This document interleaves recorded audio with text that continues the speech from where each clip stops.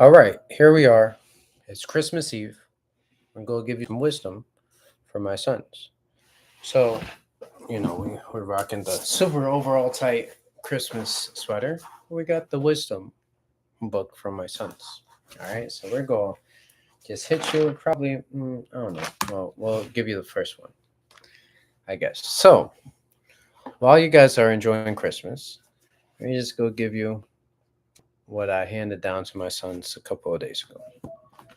So here's what we're talking about, and once I finish this, I'm out because like food's ready. It's time for some good Christmas Eve food. All right. So what I wrote here, I'm gonna read it verbatim, almost. Today's foods is on my mind, dear sons. Today's foods is on my mind, not in the way that you might think. In this reality that we inhabit, there's so many delicious treats, and I mean, like, shoot, there's so much good, delicious foods out here. Um, Donuts, lollipops, different types of chocolates, gummies, fast food, Taco Bell, like, Taco Bell, McDonald's, Wendy's, Popeyes, like you name it, there's a fast food for it, right? Um, I'm sure that you probably have an idea of everything that fits into this category just by me saying that, right? I've myself indulged in all this type of stuff for decades and decades and decades. I'm old as shit, apparently, because I had said a lot of decades. But so I've indulged in all these foods, and I'm close to my third decade now of my life, and just in a few months. Um, Here's my understanding of the foods mentioned above. This might scare you guys. I just scroll to everything else. It's all poison. All these foods that I mentioned above is literally poison. Let me say it again. All those foods I mentioned, the fast food stuff, the candies, donuts, all of that, for of course, there's homemade stuff, but I'm talking about the processed stuff. That processed shit is literally poison. Look at the ingredients. And I'm telling you, on the back of every can, if it be like, hey, scan this QR code, and then that means put that shit back on the shelf because you shouldn't eat that. You shouldn't ingest that because they can't tell you the truth right there on the label. They have to have you search for it, making it difficult for you to find it. So if it's difficult for you to find out the ingredients, that's a put back on the shelf item. But now, unfortunately, at restaurants, there's no label. You don't know what ingredients you use. They just give you the food. You order a lobster, and it's like boom, with a lobster. You don't know where that lobster came from. Maybe it came from what they got going on. If you're at Red Lobster or something, maybe not. Um, at this moment that I write to you, none of you are able to read yet, but you will. Make sure you use that reading ability and read the labels. They're there for you to know what's in there. So take advantage of this ability that a lot of people have, but a lot of people don't use. They just grab it's too long to take 2 seconds to look at the label.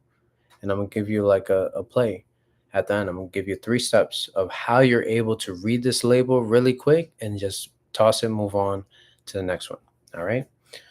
Um, if it doesn't have a label, like I said earlier, there's no need to uh, input that into your vessel, right? Or should I say temple? Because remember, God said, commune with me in God's temple. What's God's temple? That's right here. This physical body is God's temple, right? Not outside going to church and then yeah, I'm worshiping church and this building and stuff. No, right here is the building. This thing, this physical body that you have is the building, right? And so fruits and vegetables aren't usually labeled and in their raw forms, right? But when you get it all chopped up and stuff, they'll show you the labels. And of course, in its raw form is processed, right, by somebody, but it's less processed than all the stuff that's prepackaged for you in some plastic shit. This is the only exception is the fruits and the raw ingredients that are outside, right? But even nowadays, it's like you might as well just you're screwed. You might as well just start making your shit at home at this point because I actually went to Walmart today, and what I seen is that um, the healthy versions of like ice cream or all that shit, they got rid of that. There's no healthy versions of anything. They get and have the car special, the this special, but it's not really no special shit. It just means more processed. It's more processed than what it was before. And so the least processed items that you get, the better, right? All right. So honestly, this is gonna be a short one because I'm looking to eat some food now. Yeah, I mean I'm on that fasting 1 day fast, and we'll talk about that maybe in the next video. Probably not. We'll save it for maybe later on, right? A couple of days after. So when it comes to it is called OMAD, right? But we'll get into that, and I'll give you a full like deep dive on that, right? Which is something that I accidentally stumbled into, not something that I purposely done. It just so happened to be the case. But here, I'm gonna leave you with a few simple rules, three simple rules, and then I'm gonna dip. Also, my name is Emmanuel Velasco. In case you guys didn't know, I learned a lot of stuff from the internet, a lot of stuff from life, and I'm just here to give that back to you. I'm actually on a mission to help 7,200 people learn everything I know from mindset to business and beyond, so they can each help another 7,200 people do the same. So if you're looking to be a part of that 7,200 people or one of those 7,200 people, in the description box below, you'll see a number that you could text. Text only, calls I will not answer. The number is 737 864 0824. Again, 737 864 0824. Now, let's give you the three steps. If the ingredients say that it takes 10 or less ingredients to make it, buy it. Simply like that. The lower the number, the better. And anything above 10, put that shit back on the shelf.